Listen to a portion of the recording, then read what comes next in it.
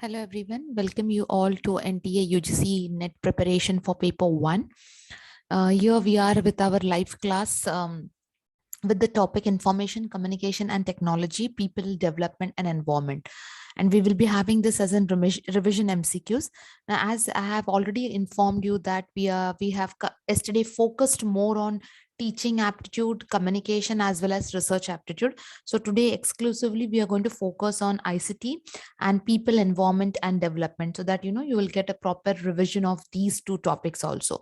Let's not waste the time and start the session for the day. So before we go ahead for the session, a quick announcement regarding a one-day revision PDF for your paper 1 exclusively, which will be consisting of 2000 plus MCQs. Now, what is the speciality of this MCQs? These MCQs will be consisting of current affairs. It will be previous year questions as well as most expected questions.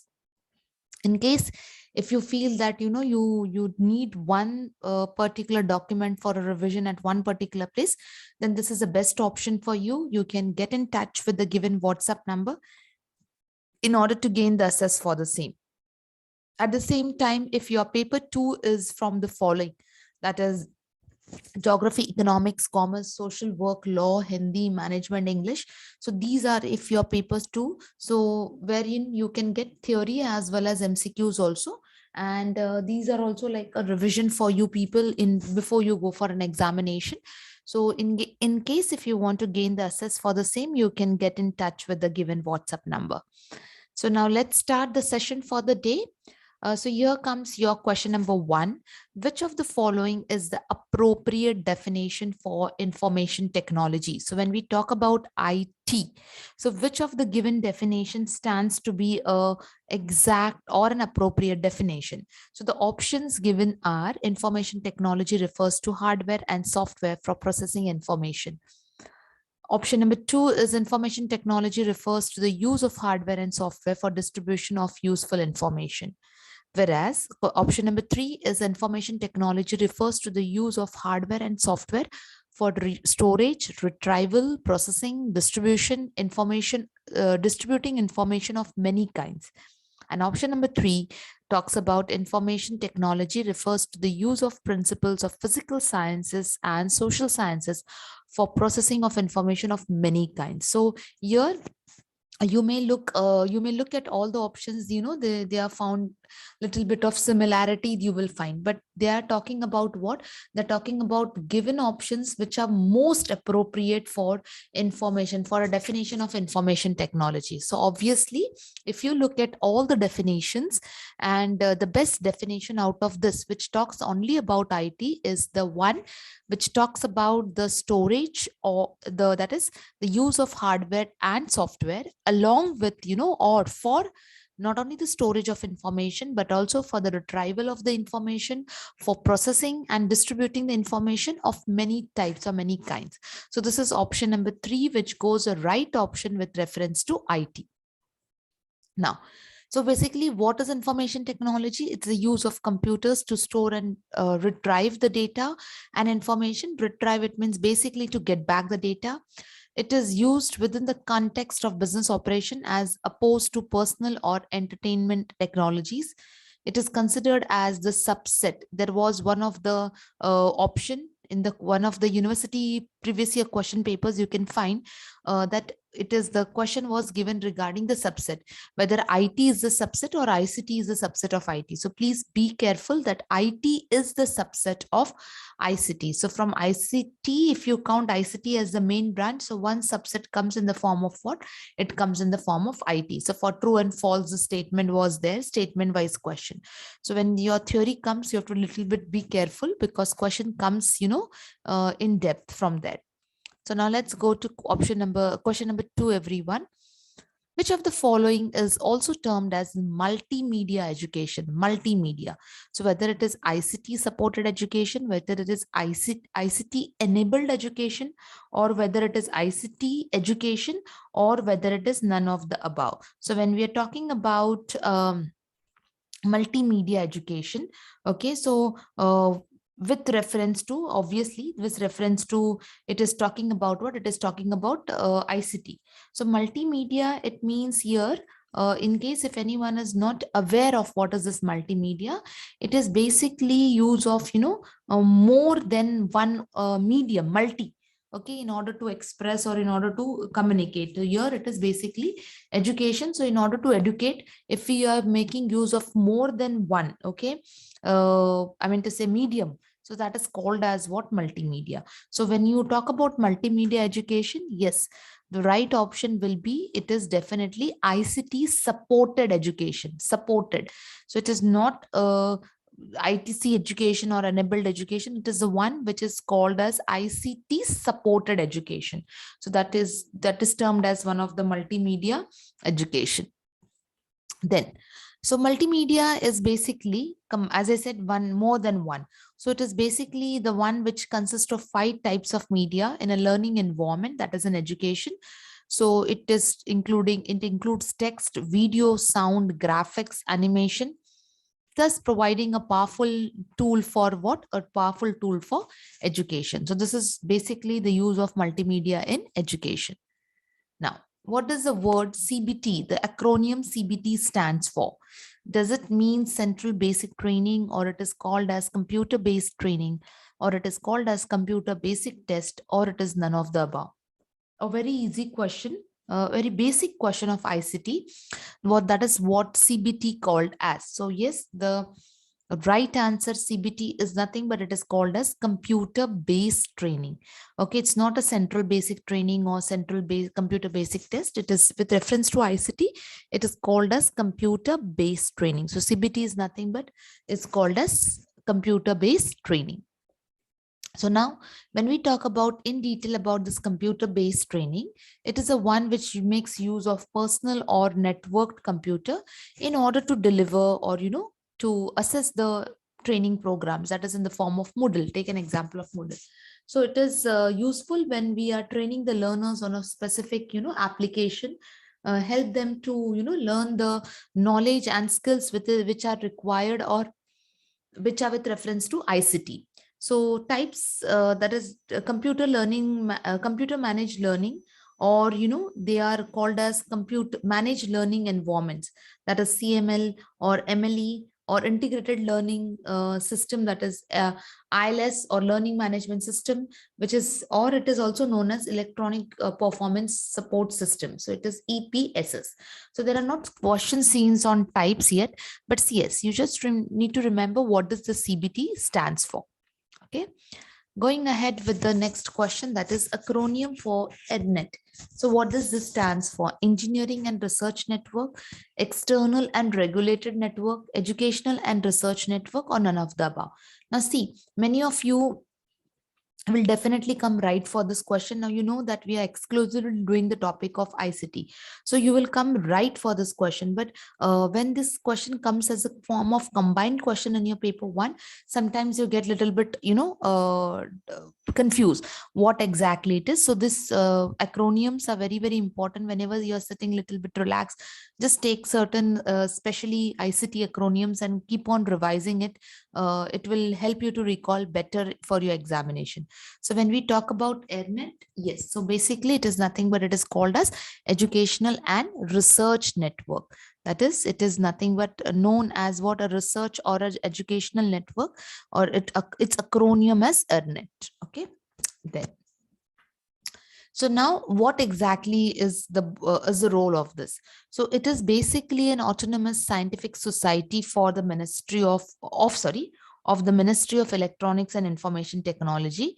It has a contribution of it has a contribution towards the networking or emergence networking of the country. And this particular ERNET also provides, um, various connectivity options, applications, also services, like for example, which includes emailing or email hosting, or it talks about domain registration, or it talks about a multi-protocol label switching, that is called as MPLS, in order to create a virtual private network, that is called as VPNs. Okay, so this is how we can make the use of education and research network, which is nothing but a scientific society formed by the Ministry of Electronics and IT, with reference to Government of India. Now, Coming to question number 5. Question number 5 talks about which of the following institutions ERNET is used to connect the computers. So, which of the following giving institutions use ERNET in order to connect the computers? So, it is SCs, or it is IITs, or it is National Center for Software Technology, or all above. So, given from the given institutions, ERNET is used to connect computers, or sorry, from the given, yes, from the following institutions, ERNET is used to connect computers where? So when we talk about ERNET, so as we saw, it is with reference to educational and research network. So obviously it will be used in all the premier institutions, or it will be used everywhere with respect to education and research. So it is, the answer will be all about. So question number 5, the answer will be all about. Then we have a little bit of information about this institutions. So IICS, so it is basically the Indian Institute of Science, which is a public deemed research university for higher education and research with respect to engineering, science, design, management, which is located at Bangalore. And when we talk about IITs, so IITs basically is nothing but autonomous public technical universities, which is located across the India, and they are one of the national institutes of national importance, which have, or which lay down the powers duties framework for the governance. So when it comes to software technology, that is CDAC, that is the Center for Development of Advanced Computing, which was also earlier known as NCST, that is National Center for Software Technology. So this is very important, that CDAC earlier was known as what. So you should be able to understand it was earlier called as National Center for Compute Software Technology. It is a rich history of research and development with respect to not only with a limited area, but has a vast amount of reach in the form of computer graphics, or the network, the language translation, education applications, artificial intelligence, scheduling of resource, etc., which helps in bringing the internet to the India via the ERNET project, and also as the multilingual technologies. So this is, so if you can see and if you can have a look at them, you definitely feel that yes, they I mean to say, such a vast amount of roles they have to follow. So it is basically ERNET is used in all these institutions as a form of connections. Now, yes, which of the following is not included in the 4 basic dimensions of ICT? So, when we talk about the dimensions of ICT, okay, whether it is skills, whether it is infrastructure, whether it is attitude, whether it is personal, so which of them will basically not be included, okay, as the dimensions of ICT. Now, see, many a times, many students do a silly mistake over here. They do not read this word. They are in a hurry, or they are a little bit pressurized that during the day of exams. But this is all really counts. So you have to understand that when the question is coming in front of you, you read it very carefully. So here the question is that they are talking about 4 domains, but which is not the dimension of ICT. So yes, when we look at the question, obviously the answer, that is attitude, will definitely not be a domain. Skills, you require the skills. Infrastructure, yes, in order to have a proper smooth flow, infrastructure is needed even for ICT. Personal, people are needed. Personal, see the word, it is personal, so people are needed. So basically in ICT, what is not of importance?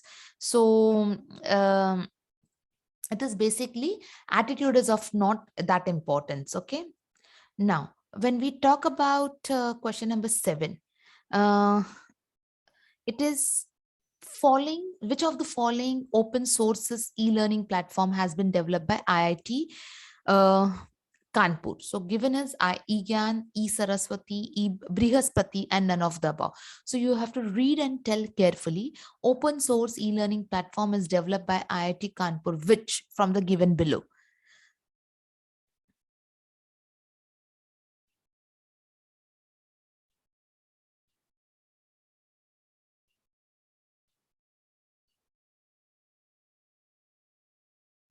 So yes, I'm just waiting so that you can just think for a moment and give me the right answer. Yes. So let's see how many of you have got right out of this. So yes, when we talk about which of the following e-learning platform that is developed by IIT Kanpur, it is basically Brihaspati. So now let's see what exactly it is. Let's have some detail about it. Okay. So Brihaspati is nothing but one of the open e-learning platform which has independent, highly scalable content, which has independent, highly scalable content delivery tool for learning that is developed at IIT Kanpur. So one can enter into Brihaspati as a student and or an instructor or or an admin mode and can utilize the facility.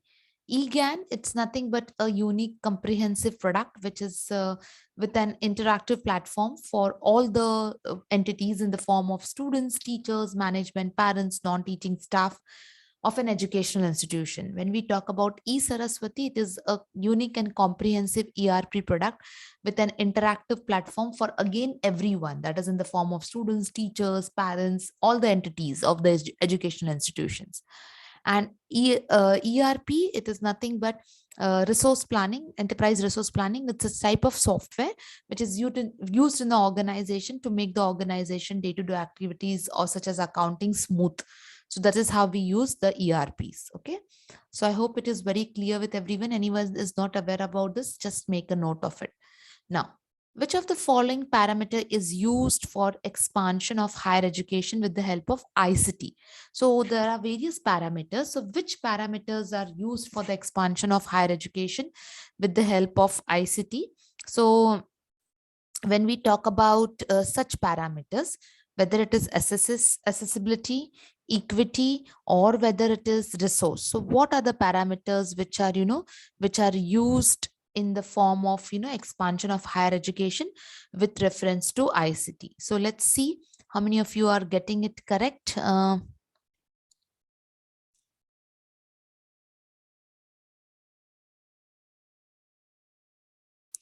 Okay, so let's see.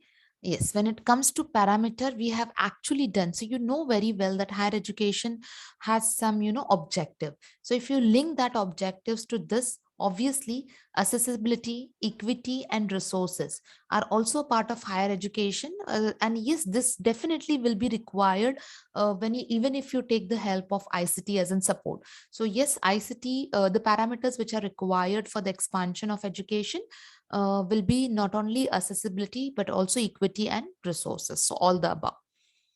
Now, TKDL, again a next acronym, that is TKDL, stands for what? Whether it is traditional NAC digital library, whether it is traditional knowledge digital library, it's transfer desktop literature, or it is transfer knowledge digital library. So which of the following is that is which of the following is the right answer for the acronym TKDL? Okay.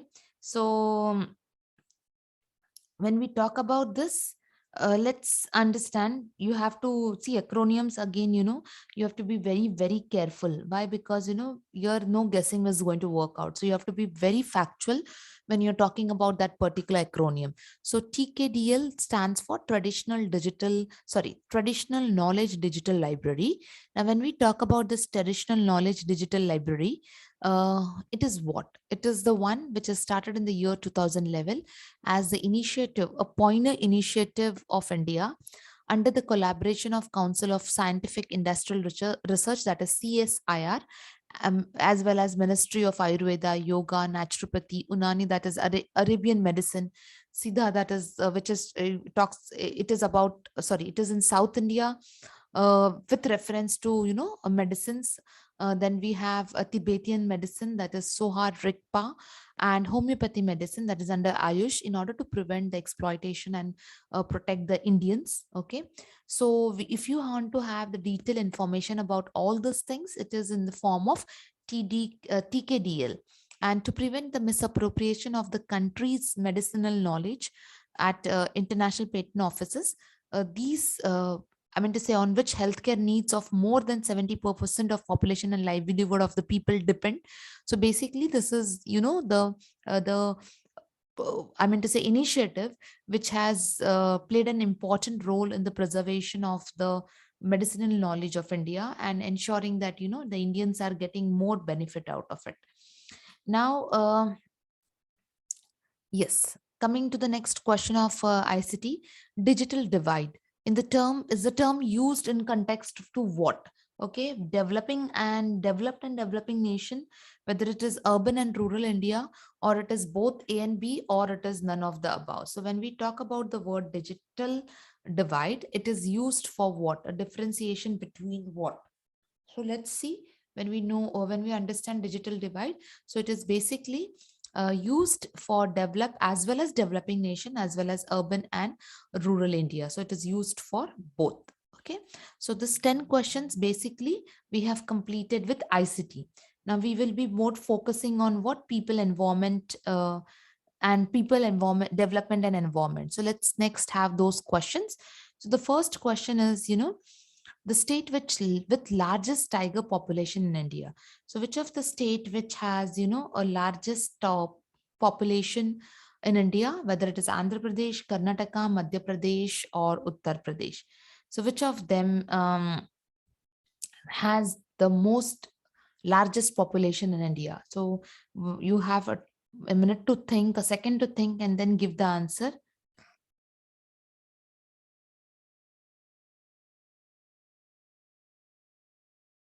Yes.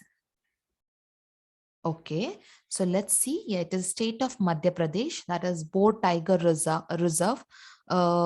Sorry, it is a state of Madhya Pradesh. Now that has a largest tiger reserve, but at the same time, Boar Tiger Reserve in Maharashtra is the one which is the smallest one. So the largest one is in Madhya Pradesh, and the smallest one is in Maharashtra. That is called as Boar Tiger Reserve. Okay. Now, coming to which of the following water management strategies cost effective? So which strategy of water management is cost effective in India? Improvement of flush system, treatment and the use of wastewater, rain harvesting, recycling, or reuse of water?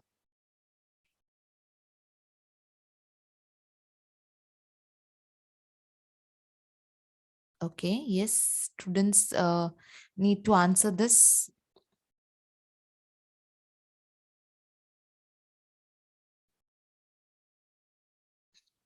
Okay, so let's see. Yes, so when we talk about the most cost effective management strategy in India with respect to water management, so it is the rainwater harvesting. It's a technique where, there is a collection and storage of rainwater into the natural reservoirs and tanks, or in the form of tanks. And this is one of the cost effective technique or strategy you can tell in India. So, wherein natural setups are made in order to collect the rainwater, and that's how, this rainwater will be one of the cost effective strategy which can work for water management. Okay. Now, yes, greenhouse, you definitely get one question with respect to that. So let's understand which of the following gases contribute to greenhouse effect. So whether it is carbon dioxide, fluorofluorocarbon, freon, or methane. So option number one, two, that is option number A, B, C, D. There are options given over here. So you're supposed to, take the correct one. So let's see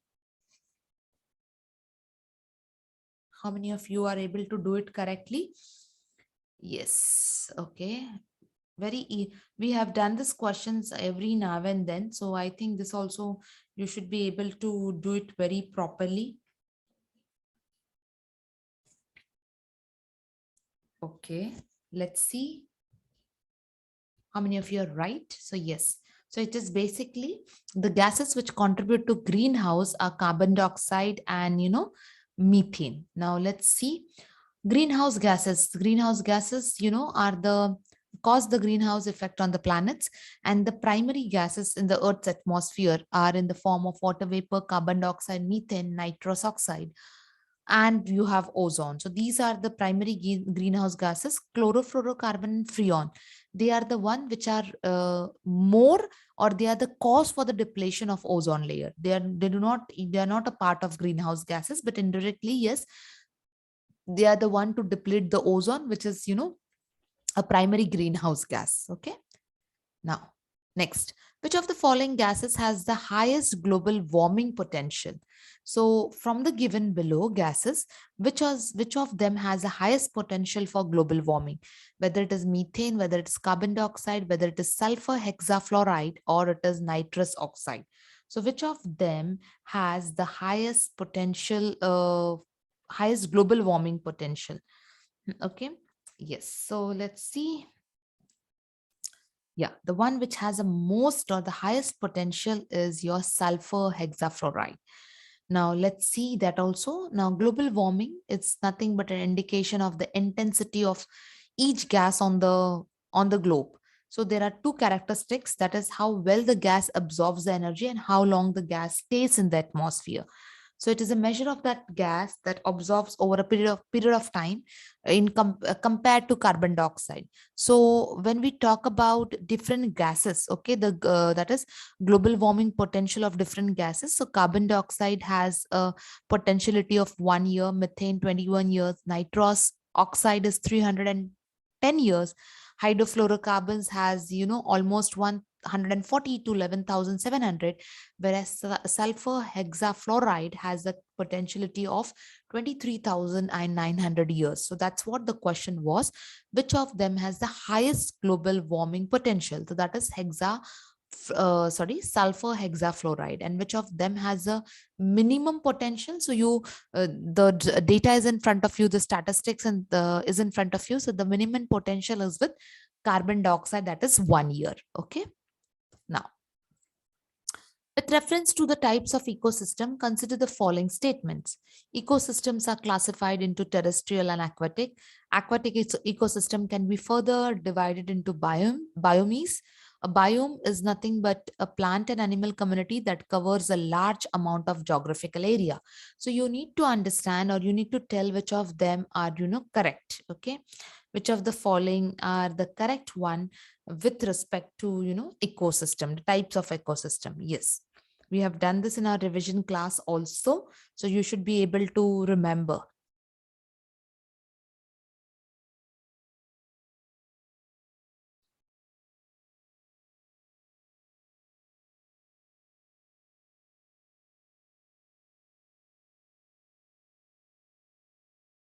Yes. Okay. Yes, so when we talk about the types, so basically uh ecosystem is, yes, classified into territorial and aquatic, and a biome is a plant and animal community that covers a geographical area. So now let's little bit understand what exactly this concept is. So Sir Arthur Tansley is the one who has coined the term as ecosystem in the year 1935.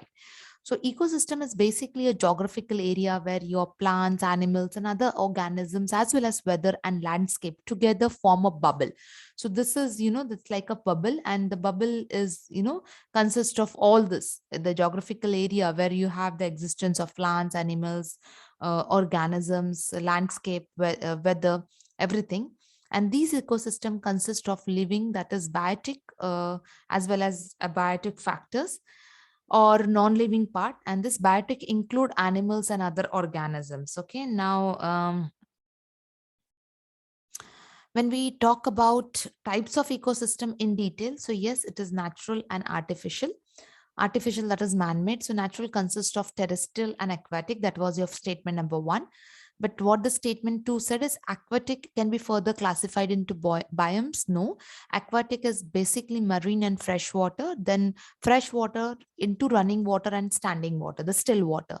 Coming to terrestrial classification, it is forest, grassland, and desert.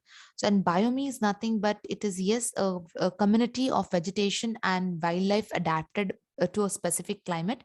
There are five types of biomes, that is in the form of aquatic, grassland, forest, desert, and tundra. Okay, so this is consisting of your the whole answer. So option 1 and 3 were with respect to the types, and biome meaning was correct. Okay, now as I said, yes, that's what I have explained. Terrestrial ecosystem and non aquatic ecosystem can be further classified into biomes. which is a community which covers the large geographical area. Yes, it has the boundaries of different, lands which are determined by the climate, and the total assemblance, okay, in the form of plants and animals with special conditions, such as, a major biome in the form of, forest, grassland, desert, and tundra biomes are the one which was a part of your question. And that's the reason statement number 1 and 3 was stand to be correct. Now, the environment modified by human activities. Now, see this question, I keep on saying you that you have to be a little bit alert with your syllabus. So if you know the syllabus very well, you will be able to answer this question very clearly. The environment modified by human activities is called as natural, anthropogenic, urban environment, or modern environment. So you have a time to think and answer this question.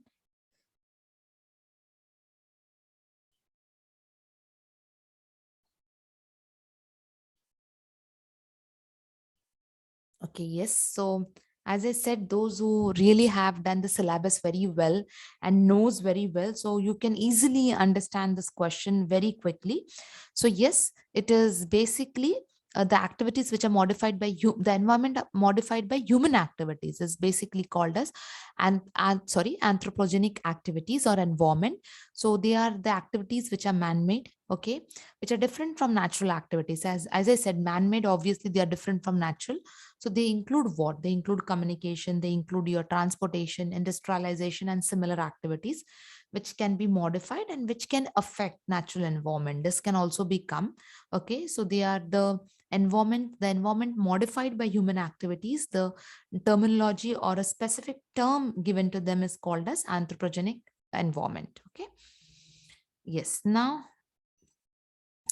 next question is blue baby syndrome. Is a syndrome is caused by contamination of what? So many times there is one question, related to the effect of the, I mean to say, either in the form of pollution, how it is affecting your body or human health.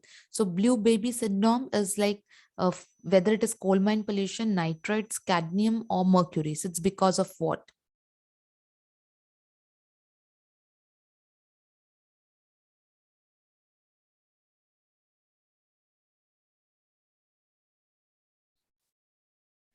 Yes. So yes. Okay. I'm waiting for the answer.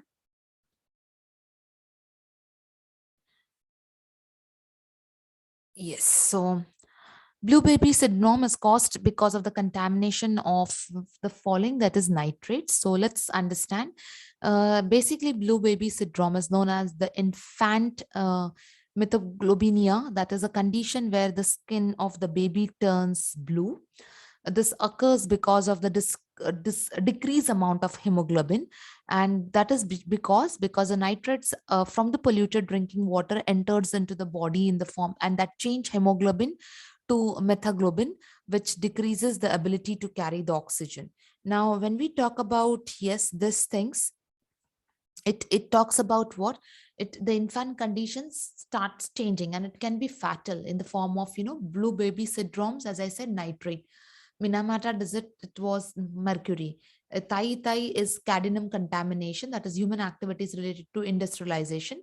And pneumonosis is nothing but coal mine pollution, breathing dust particles that damage the lungs. So these are all the options I've given. So in case if you do not get blue baby, but you get Minamata, that is mercury, Tai Tai is cadmium, and pneumonosis, it's nothing but coal, that is dust particles. So you should be able to answer all this. Okay. Now, yes, question number 18. When did the first conference of party was held? First conference of party, whether it is in 95, 94, 93, or 96. Okay.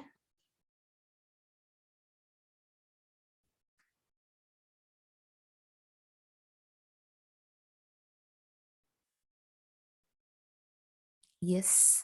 Very easy question. It has been asked in previous year question also.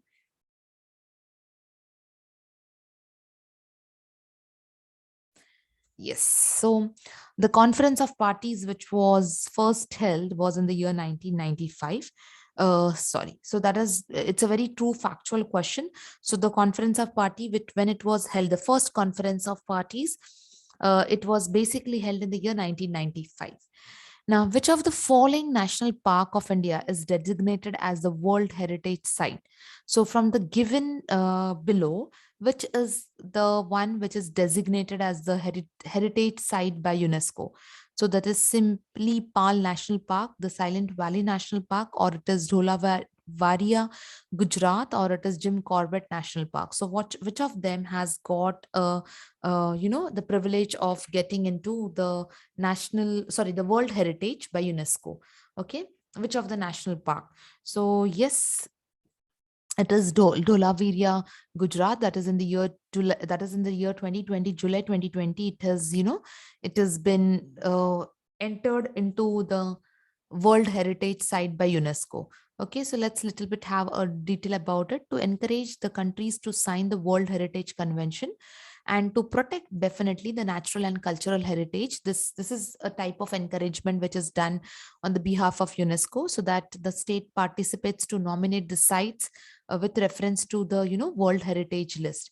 It is to establish the management plans and set up the reporting system with reference to the World Heritage Site, which will help to safeguard the properties. And by I mean to say, UNESCO will help in giving or providing a technical assistance and a professional training how to preserve this or conserve this world heritage. So yes, so one among them which we are proud about is Gujarat. That is, as an Indians, that is Gujarat. In the year July 2021, we have got such one World Heritage by UNESCO. Okay. Now, yes, coming to the last question of the day, Green Climate Fund, a financial mechanism for United Nations Framework Convention on Climate Change, was created among which of the conference of parties? So it was Quito conference, or Canon conference, or Doha, or Paris. So the years are also given. Uh, so which of them, was in which of the fall Green Climate Fund is was for which of the conference parties?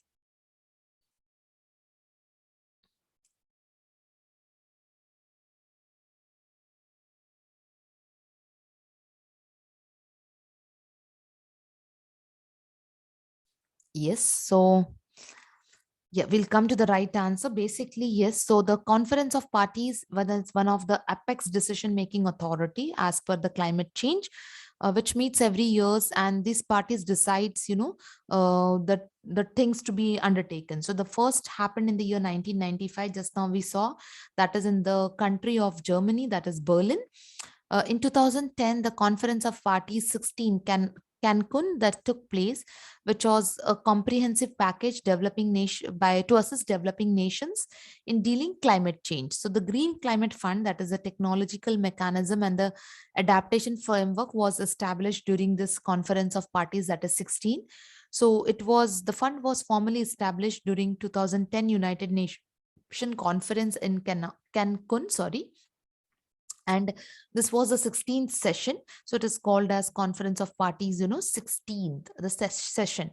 So the right answer is yes, the Conference of Parties, that is 16 Cancun. Okay, so this is how we have completed 10 questions on 10 questions on ICT and 10 questions on your people and environment. In the coming days, I mean to say tomorrow onwards live, we will be meeting at 9 p.m. But a little bit of more questions we will be doing to this cycle, that is some adolescent learners, and more of a little bit of research also we will include. So let's see that it will help you to boost up your preparation and give you the confidence of attempting the paper without any difficulty. So that's all for the day.